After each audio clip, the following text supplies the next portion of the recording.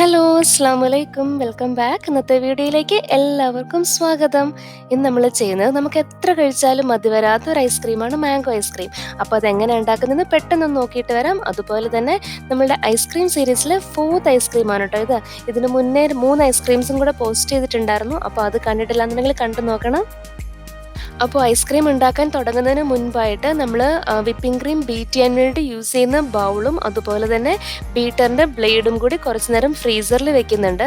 ഒരു 20 to 30 minutes ഒക്കെ സമയം ഉണ്ടെങ്കിൽ അത്രയും നമ്മൾ ഫ്രീസറിൽ വെക്കുവാണെങ്കിൽ നമുക്ക് എളുപ്പത്തിൽ വിപ്പ് ചെയ്തെടുക്കാനായിട്ട് പറ്റും.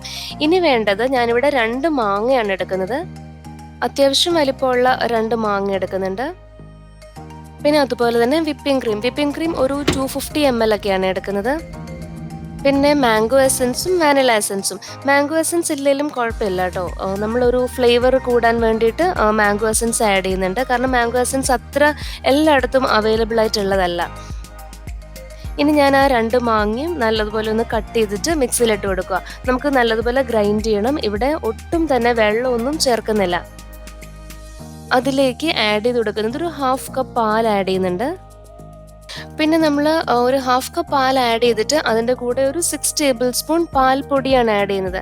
പാൽപ്പൊടി ഇപ്പം നമ്മൾ ഈ ഷേക്ക് ഒക്കെ ഉണ്ടാക്കാനാണെങ്കിലും പാൽപ്പൊടി ആഡ് ചെയ്ത് കഴിഞ്ഞാൽ അത് ഒരു ഡിഫറെൻറ്റ് ടേസ്റ്റാണ് കേട്ടോ. അപ്പോൾ ഒന്ന് പാൽ മാത്രം ആഡ് ചെയ്താണ് ഇപ്പം ഷേക്ക് ഒക്കെ ഉണ്ടാക്കുന്നതെങ്കിലും പാൽപ്പൊടി കുറച്ച്, അതായത് പാലിൻ്റെ അളവ് ഹാഫ് ആക്കിയിട്ട് ബാക്കി പാൽപ്പൊടി ആഡ് ചെയ്ത് ഉണ്ടാക്കി നോക്കണം, നല്ല ടേസ്റ്റാണ്.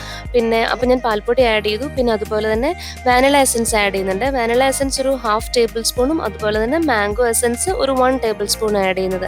പിന്നെ നമ്മൾ പഞ്ചസാര ആഡ് ചെയ്യുന്നുണ്ട്. ഇവിടെ പഞ്ചസാര നമുക്ക് ഇഷ്ടമനുസരിച്ച് ചേഞ്ച് ചെയ്യാം. ഞാനിവിടെ ഒരു 6 ടേബിൾ സ്പൂൺ പഞ്ചസാരയും ഇടുന്നുണ്ട്.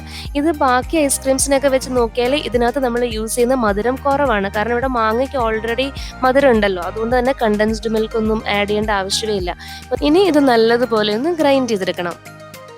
നമ്മൾ ഒട്ടും വെള്ളമൊന്നും ആഡ് ചെയ്തിട്ടില്ല. അപ്പം നല്ലപോലെ പേസ്റ്റ് ആയിട്ട് വന്നിട്ടുണ്ട്. ഇനി ഇത് മാറ്റി വെച്ചേക്കുക. നമുക്കിനി നമ്മളുടെ വിപ്പിംഗ് ക്രീമും നല്ലതുപോലെ ബീറ്റ് ചെയ്തെടുക്കണം. അതിന് വേണ്ടിയിട്ട് ഞാൻ നേരത്തെ ഐസ്ക്രീമൊക്കെ ഉണ്ടാക്കുമ്പോൾ പറഞ്ഞതുപോലെ തന്നെ അതിൻ്റെ ഒരു പരുവം എന്ന് പറഞ്ഞാൽ നമ്മൾ നല്ലതുപോലെ ബീറ്റ് ചെയ്തിട്ട് അത് ആ ബ്ലേഡിൽ നിന്ന് നമ്മളുടെ ക്രീം താഴേക്ക് വിട്ടു പോവാത്ത ഒരു പരുവം എത്തുമ്പോഴത്തേക്കിന് മനസ്സിലാവും ക്രീം അതിൻ്റെ കറക്റ്റ് കൺസിസ്റ്റൻസിയിൽ എത്തിയിട്ടുണ്ടെന്ന്. ആ ടൈമിൽ നമുക്ക് ബീറ്റ് ചെയ്യുന്നത് സ്റ്റോപ്പ് ചെയ്യാനായിട്ട് പറ്റും. പിന്നെ സ്റ്റാർട്ട് ചെയ്യുമ്പോഴത്തേക്കിനും വളരെ ലോ സ്പീഡിൽ നിന്ന് സ്റ്റാർട്ട് ചെയ്തിട്ട് പിന്നെ ഹൈയിലേക്ക് ആക്കിയാലും മതി. പിന്നെ ഈ വിപ്പിംഗ് ക്രീം നമുക്ക് വേണമെന്നുണ്ടെങ്കിൽ ഈ 2 മാങ്ങ മാത്രമേ ഉള്ളെങ്കിലും നമുക്ക് കുറേ ക്വാണ്ടിറ്റി ഐസ്ക്രീം വേണമെന്നുണ്ടെങ്കിൽ വിപ്പിംഗ് ക്രീമിൻ്റെ ക്വാണ്ടിറ്റി കൂട്ടാനായിട്ട് പറ്റും. ഞാനൊരു 400 ഗ്രാം വരെയൊക്കെ വിപ്പിംഗ് ക്രീം എടുത്തിട്ട് ഉണ്ടാക്കിയിട്ടുണ്ട്. 2 മാങ്ങയ്ക്ക് ഒരു കുഴപ്പം അങ്ങനെ ടേസ്റ്റിൽ ഡിഫറൻസ് ഒന്നും ഉണ്ടാവുന്നില്ല. മാങ്ങയുടെ ഫ്ലേവറൊക്കെ നമുക്ക് കിട്ടും. പിന്നെ അതുപോലെ ശ്രദ്ധിക്കേണ്ട ഒരു കാര്യം എന്ന് പറഞ്ഞാൽ നമ്മൾ ഈ ബൗളും പിന്നെ അതുപോലെ തന്നെ ബ്ലേഡും ഫ്രീസറിൽ വെക്കില്ലേ, ആ സമയത്ത് എന്ത് കാരണവശാലും നമ്മളുടെ വിപ്പിംഗ് ക്രീം ഫ്രീസറിൽ വെക്കുകയും ചെയ്യരുത്.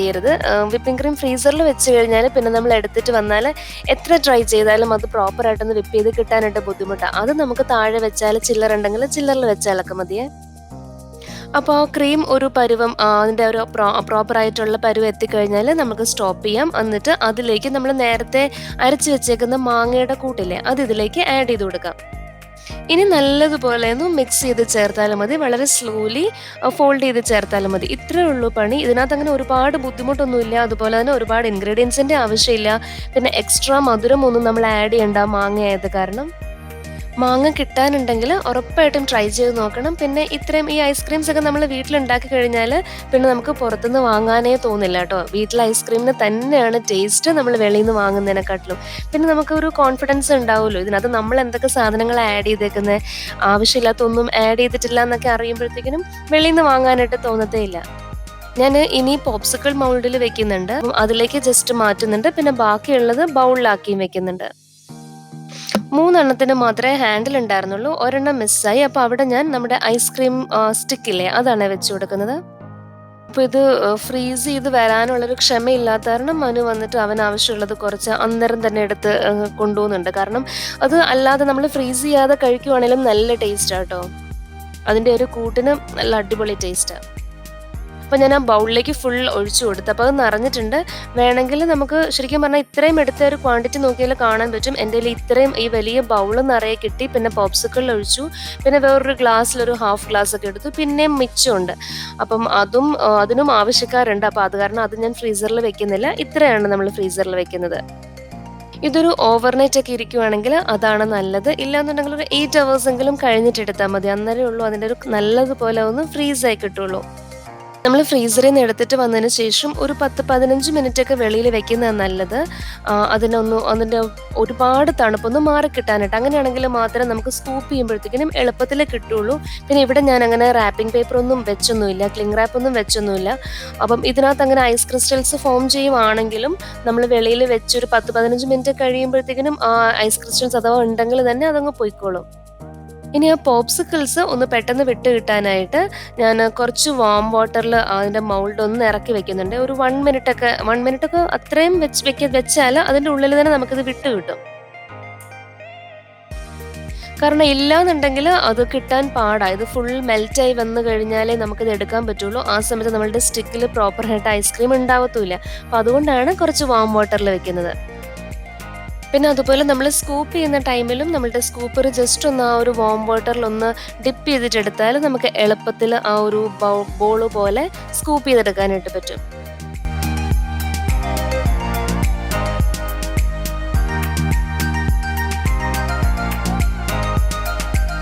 അപ്പോൾ നമ്മുടെ സൂപ്പർ യമ്മി ടേസ്റ്റി ആയിട്ടുള്ള മാംഗോ ഐസ്ക്രീം റെഡി ആയിട്ടുണ്ട്. ഇഷ്ടമാകുമെന്ന് വിശ്വസിക്കുന്നു. ഇഷ്ടമായിട്ടുണ്ടെങ്കിൽ ഈ വീഡിയോ ലൈക്ക് ചെയ്യാനും അതുപോലെ തന്നെ നമ്മുടെ ചാനൽ ഇതുവരെ സബ്സ്ക്രൈബ് ചെയ്തിട്ടില്ലാന്നുണ്ടെങ്കിൽ സബ്സ്ക്രൈബ് ചെയ്യാനും മറക്കല്ലേ.